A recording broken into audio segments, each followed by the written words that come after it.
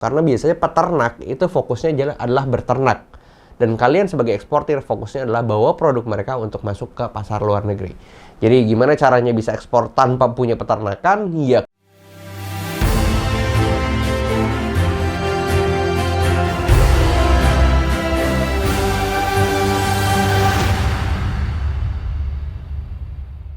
Halo guys, welcome back to my channel. Bareng gue Juli Ekspor. Di video kali ini gue mau ngebahas satu segmen yang kalian tunggu-tunggu, itu adalah ABCDE. Apapun bisa cuan kalau diekspor. Nah sekarang gue udah bebarangnya, dan mungkin ini ada di sekitar kalian dan kalian berpikir emang bisa diekspor ya. Dan gue bisa bilang ini bisa diekspor meskipun tidak banyak media yang membahas, tapi gue mau ngejelasin bagaimana ekspor produk ini.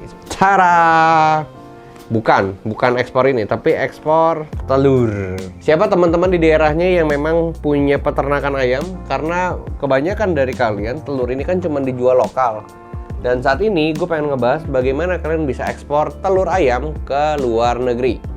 Oke, sebenarnya kalau misalnya bicara soal dokumen, telur ini tuh nggak banyak dokumennya, dan ini bukan produk yang harus ada sertifikasi khusus, tidak. Tapi memang dalam proses menghasilkan telur ini, otomatis kan yang harus dijaga adalah pakan si ayam, kandangnya si ayam, kebersihan si ayam gitu ya. Jadi bukan bicara soal telur, karena telur ini kan sebenarnya produk sudah jadi gitu loh. Makanya gue boleh bilang kalau misalnya kalian mau ekspor telur ini gue ngomong dari sisi peternakan ya. Kalau misalnya kalian yang tidak punya peternakan tapi mau ekspor telur, nanti kan gue bahas di video ini tapi di belakang.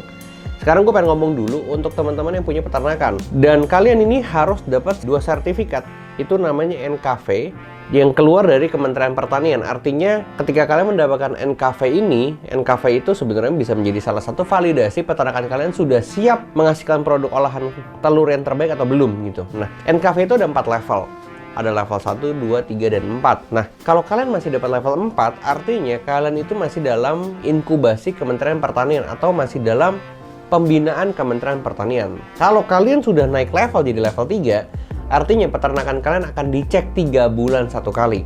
Dan kalau misalnya kalian sudah mendapatkan level 3 gitu ya, itu sebenarnya sudah bisa mulai memproduksi telur dan telurnya sudah mulai bisa diekspor. Nah, kalau level 2 itu kalian dicek itu 1 tahun 1 kali sama Kementerian Pertanian. Kalau kalian sudah dapat level 1, kalian itu dicek 2 tahun 1 kali. Jadi artinya peternakan kalian sudah aman, bebas, dan artinya sudah expert lah, sudah jago di bidangnya untuk menghasilkan telur-telur terbaik. Dan yang kedua, kalian itu harus dapat sertifikasi dari Kementerian Pertanian juga, itu adalah sertifikasi bebas flu burung. Karena kita tahu dulu pernah ada wabah yang datang gitu ya ke Indonesia, itu adalah wabah flu burung. Kita harus antisipasi banget karena kan ayam itu unggas, jadi harus mendapatkan sertifikasi bebas flu burung. Makanya itunya harus dapat dulu, baru telur ini bisa kalian ekspor ke luar negeri. Selanjutnya, kalau misalnya ditanya marketnya mana, gue boleh bilang marketnya itu kebanyakan Asia. Contohnya misalnya Myanmar, Vietnam, India gitu ya. Kalau Malaysia, kalau menurut point of view gue, bisa salah dan bisa benar, Malaysia juga punya peternakan ayam, dan beberapa telur yang mereka hasilkan itu kadang lebih murah dari Indonesia. Kalau nggak percaya, kalian cari aja beritanya. Banyak produk Malaysia, telurnya itu lebih murah dari kita. Jadi kalau dijual ke Myanmar, Vietnam, itu masih bisa. Dan pertanyaannya, ekspornya gimana? Logistiknya gimana? Pakai kontainer enggak? Sebenarnya gini, kalau gue boleh bilang, pengiriman short haul atau pengiriman negara-negara yang dekat bisa menggunakan kontainer. Pakai kontainer river tapi di suhu ruangan. Dan nggak dingin-dingin banget dan juga nggak panas-panas banget. Intinya suhu ruangan kurang lebih 24 derajat Celcius. Dan kalau ditanya bisa nggak kirim pakai pesawat? Ya bisa banget. Karena kita tahu telur ini kan produk yang bisa busuk. Jadi ini adalah perishable goods gitu ya. Barang yang bisa busuk. Dan kalau ditanya berapa masa telur itu bagus, yaitu 1-2 minggu. Kalau di atas 2 minggu, biasa telurnya kualitasnya juga udah jelek dan bahkan busuk. Artinya kalau kalian pengen ekspor itu pas netes gitu ya, keluar dari si ayam masih anget-anget gitu ya, kalian langsung packing. Sebenarnya sederhana banget, kalian tinggal bersihin aja kayak kalian mau jualan lokal. Dan gue pengen ngejelasin cara packingan yang benar supaya nggak pecah gitu ya. Nih, gue udah siapin plastik. Jadi sederhana banget.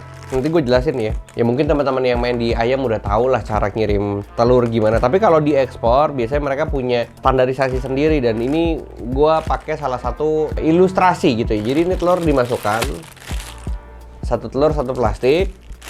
Kalian putar sedikit, ditutup.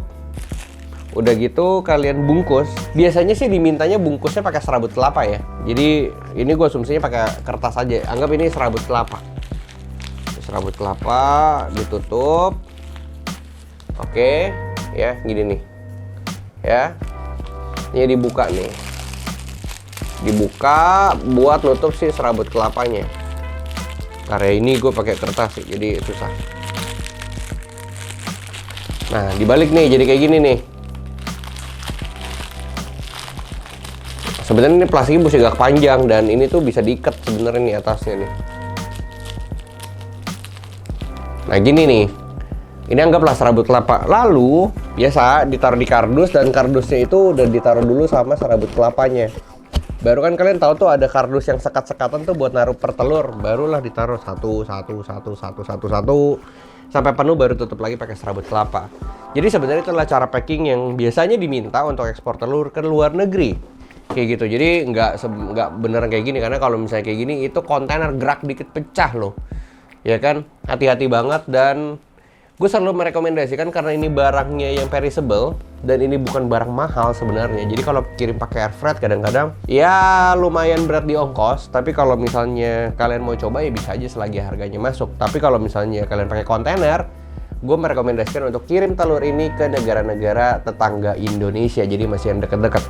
Dan selanjutnya, berapa sih harganya gitu ya? Nah, telur ini memang kita bicara soal lokal aja masih pemerintah nih mempermasalahkan harga telur. Ada yang bilang 20.000 terlalu murah, ada yang bilang 22.000, ada yang di peternak itu 15.000. Gua nggak tahu sebenarnya di harga peternak berapa karena gua nggak punya peternakan. Tapi yang gue boleh bilang, yang tadi gue cek ya per hari ini tanggal 26 Oktober 2021, harga di peternak itu sekitar Rp16.000 per kilo. 15.000, 16.000. Dan kita tahu per kilo itu kan 16 telur ini. Jadi 1 kilo itu kurang lebih adalah isinya 16 telur. Dan kalau ditanya ekspor ke Myanmar gitu ya, kalau gue mengasumsikan negara Myanmar, karena banyak beberapa informasi yang gue dapat tuh rata-rata kiriman telur ke Myanmar. Di Myanmar itu ngitungnya per 12 piece. Ya, per 12 piece itu harganya sekitar $1,5, 1,51 lebih tepatnya. Kalau gue hitung nih, $1,5 dikali 14.300 misalnya. Harganya per 12 piece adalah 21.000. Jadi 12 piece 21.000. Kalau kita lihat di market Indonesia berapa per kilo, gue juga nggak tahu, mungkin sekitar 20.000. Tapi kalau dari peternak pasti jauh lebih murah. Dia 12 piece loh. Kalau kita sekilo itu kan 16 piece. Jadi kalau kita mau menghitung sebenarnya kita punya harga dibandingkan per 12 piece itu cara ngitungnya gini. Ini 1.000, artinya 1 kilo ini kan 1.000 gram dibagi 16 piece. Ya, ini cara ngitungnya, 1.000 dibagi 16 sama dengan 62 gram. Artinya satu berat ini tuh 62 gram. Dikali 12. Artinya 750 gram. Nah, di Myanmar artinya 750 gram itu 21.000, $1,5. Kalau ditanya di Indonesia, cara ngitungnya berapa nih kalau per 12 piece? Gampang. Ini kan 750 gram ini 12 piece nih, ya kan? Dibagi 1.000 dulu. Jadi artinya dapat 0,75 kilo dikali harga 1 kilo di peternak berapa? 16.000. Artinya harganya cuma 12.000, sedangkan di Myanmar itu 21.000. Nggak heran banyak yang ekspor telur ke Myanmar gitu. Jadi kalau ditanya itu harga FOB atau enggak, sebenarnya itu harga pasaran aja. FOB-nya pasti ya nggak mungkin kalian bisa jual kayak $1,5 per 12 piece tuh nggak, pasti ya gue berani jamin kalian masih bisa dapat spread 10% lah kalau misalnya kalian jualan telur ini belinya 15.000 per kilo gitu ya. Ya kalian bisa dapat untung 1.500 per kilo, itu pun udah bagus gitu. Makanya kalau teman-teman yang bilang loh ini kan enakan jual ke lokal, ya silakan, itu kan pilihan kalian. Tapi kan gue pengen bilang di konten ini kan apapun bisa cuan kalau diekspor, dan produk ini tuh produk telur ya bisa diekspor dengan harga yang seperti itu. Jadi kalau kalian yang nanti komen, oh enakan jualan lokal, ya silahkan. Ada yang bilang enakan ekspor, ya silahkan juga.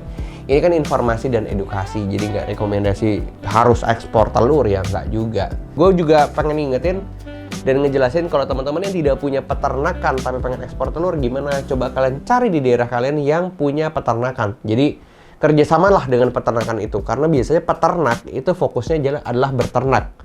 Dan kalian sebagai eksportir fokusnya adalah bawa produk mereka untuk masuk ke pasar luar negeri.